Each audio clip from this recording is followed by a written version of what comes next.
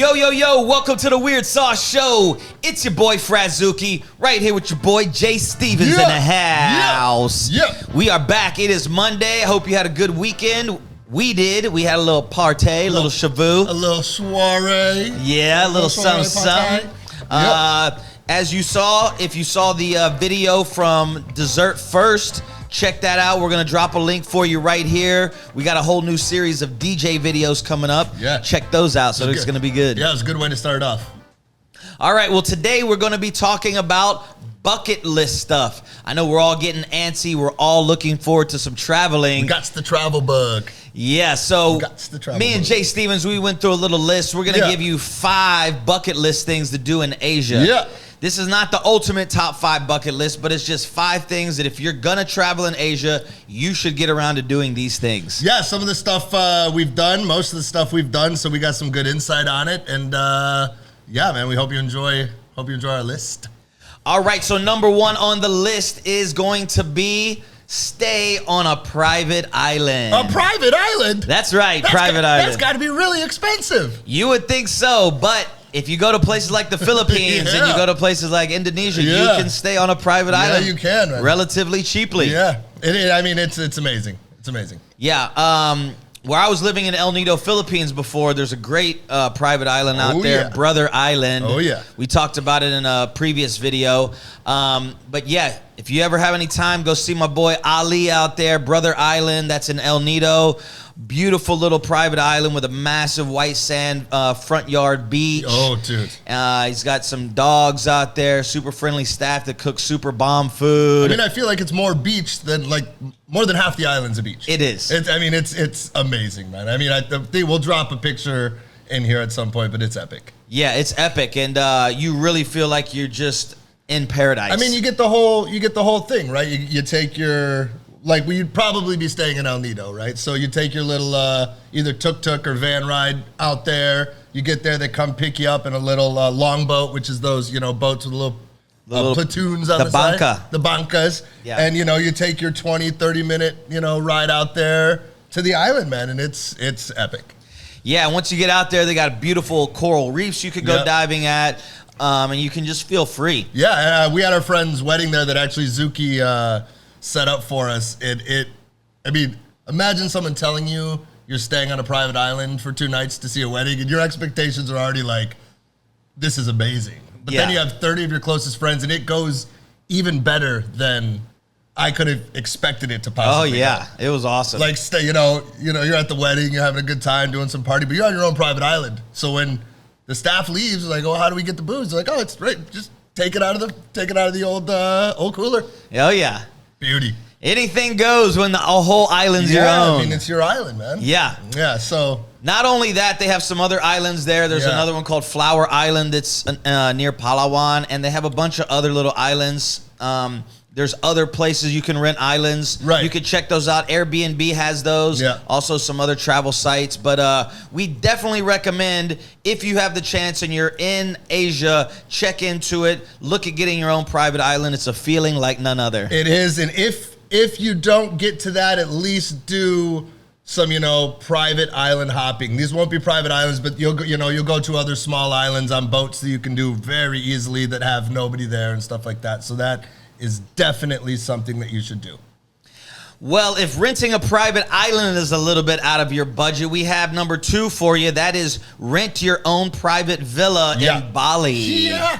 Okay, now Bali is the mecca for villas. Yeah. They make these incredible, elaborate villas with all hand-carved wood furniture, wood sculptures, intricate tiling on the pools, and it's really massive and enormous villas for really cheap. I mean, it has it all. You can go from a rustic, old feel with the wood, new and modern, all of them have your own private pool, outdoor kitchen, outdoor living room, TVs, and like the same thing with the Philippines or Indonesia with the private islands, like within your budget, you can find a villa with a pool on the beach, your own private villa with a maid service, people bringing you whatever you want, all within reason.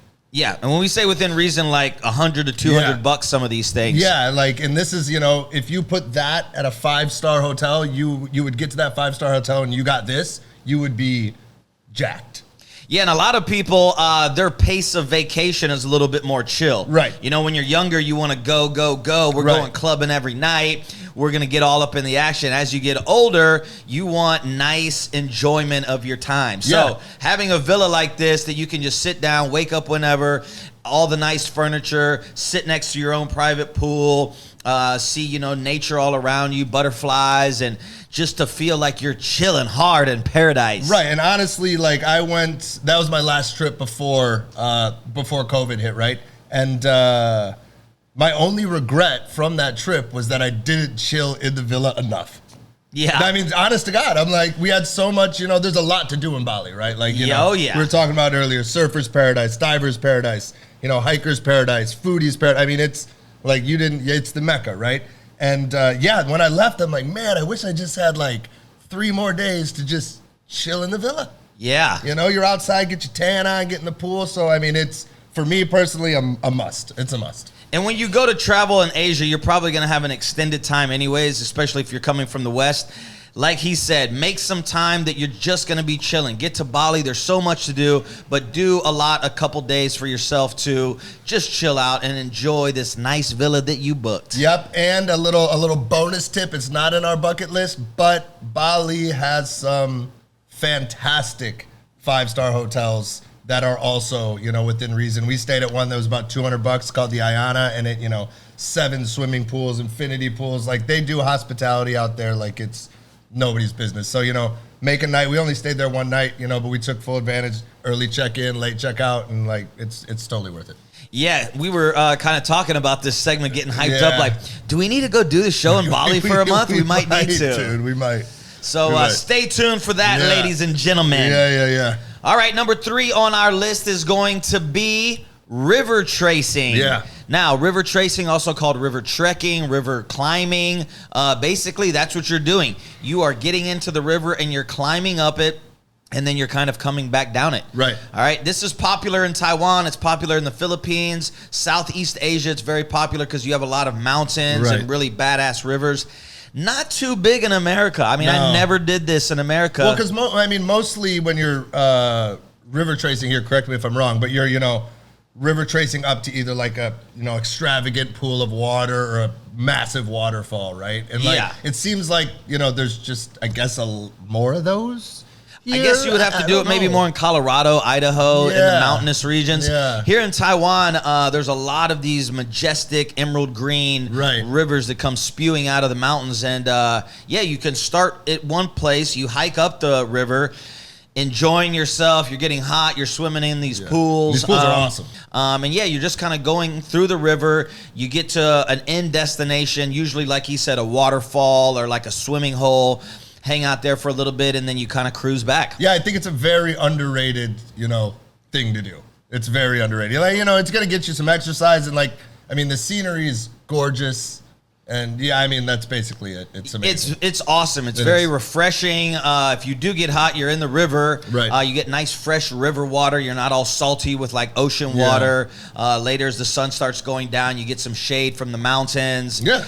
And you're just out in the middle of nature all by yourself. Yeah. So if you're ever in Southeast Asia, have a day set aside for that. That's called river tracing. Yep. You can go with a tour group. You're going to need to get some really the proper shoes so you don't slip on the rocks, a little waterproof bag. The tour group will have that all set up for you, but definitely something you want to check out, and it's not expensive. No, and if $20-$30 go out for the day, they'll bring lunch for you, they'll bring water, take you there, take photos for you. It's great. But if you're more of a, you know, a rogue traveler kind of thing, you know, get on some blogs or something and find somebody like Zuki, for example. There's a lot of people here who river trace, someone that'll take you up and into something more. What am I looking for?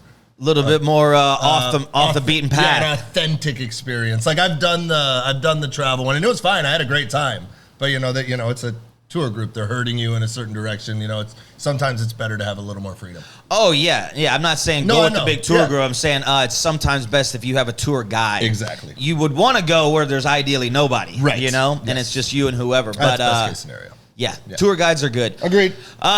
Next one on our list is called Hang Out in the Temples. Yes, hang out in the temples. There's no specific area, but if you come to Asia, there's a lot of temple culture. You have all the temples in Thailand with the Buddha statues, and then you have all the Chinese-style temples in China, Taiwan, Hong Kong. Japan's got its own style of temples up there that are really awesome. And then you have other temples just scattered around Asia that are massive and really something worth checking out. Yeah, Cambodia's got Angkor Wat. Cambodia, Angkor Wat, exactly. Which might be the most epic of them all. But they're all, a lot of the ones, at least in Taiwan, right? A lot of them are up in the mountains and stuff like that, smaller ones. But you go on hikes up there and check out the temples. They're beautiful. They're beautiful. Yeah, great. If you're a photographer, too, they're great for photography. Yeah. Lots of things going on there. Taiwan temples are very colorful. Yes, they are.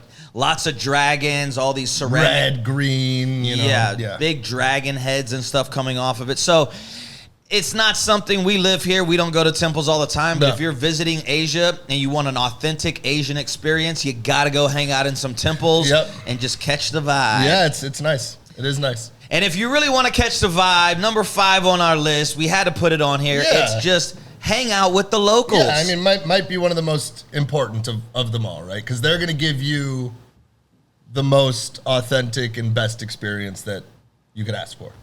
Yeah, and if you're a Western person, this really is the other side of the world. If you're coming from Africa, you're coming from Australia, you're coming from Europe, North America, Central America, these people are very different over here. And they really like foreigners over here. They really like to engage, not so much in Taiwan, but in Southeast Asia, they really like to engage in foreigners and go, hey, where are you from? What are you doing? Right. They really have interest in you. I feel in the Western countries, normal Americans don't have time and interest in just talking with random Asian people that look like they're tourists. Whereas they do other things. In Asia, if you look like a tourist as a non-local person, they're going to go, oh, hey, where are you from? What are you doing? They have interest in you. There's a lot to learn from these people. I've had some of the greatest experiences just hanging out with random local people doing random things. Yeah, sure. And also, don't let a bad experience ruin, hanging with the locals in turn. I'm sure Zuki has too, but there's been not plenty of times, but there's been times I've traveled, put the faith in some locals and you might get bamboozled. Yeah. I've been bamboozled. Yeah. It happens. It's part of it. It's not like you're getting, whatever. They took, an extra $20 on a cab ride that took you this long and you're like, they got change for a 50 and they're like, nah, man. Yeah. Do you, dude? Nah, man. They're like, okay. Yeah, well, some of the good experiences I had was just inserting yourself right into main local communities. Of course. So there's one time I was in the Philippines. We were driving a motorbike and going to this beach. You had to cut through these little villages.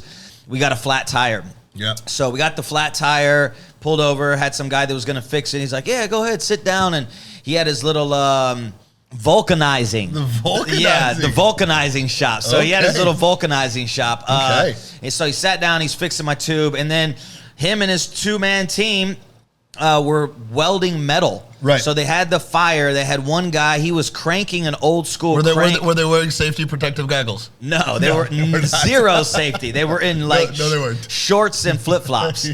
But one guy was old school. He was cranking this crank and it was blowing a fan into the fire. Right. The other guy was holding the metal and welding it, and the other guy was banging on it and stuff. And they would pull it out. It was a 3-man team. So it was like, while I sat there and got my tire fixed, I got to watch these 3 Filipino guys old school metalworking, you know? So sat there and talked with them. They had some interest in me, and I said, hey, can I take some photos? And they said, yeah, sure. Yeah. So we had a couple good time. They said, hey, you want a beer? They were just sitting there hanging out. And it's the experiences, right? It's the experiences you're not going to get if you don't, submerge yourself into some of the local culture, and don't be afraid. Just, jump right in there. Good things are bound to happen. All right, so there's some things you can do if you are in Asia. We gave you 5 of them. Get yourself an island. Get yourself a private villa. Go out into nature. Do some river tracing. Hang out in some temples. Or if you just want to hang out with the locals, we recommend that too. Just jump right in, baby. That's the best way to do it. So those are 5 bucket list things you must do while visiting Asia. We hope you enjoyed that one. We're going to see you in our next segment. Yeah.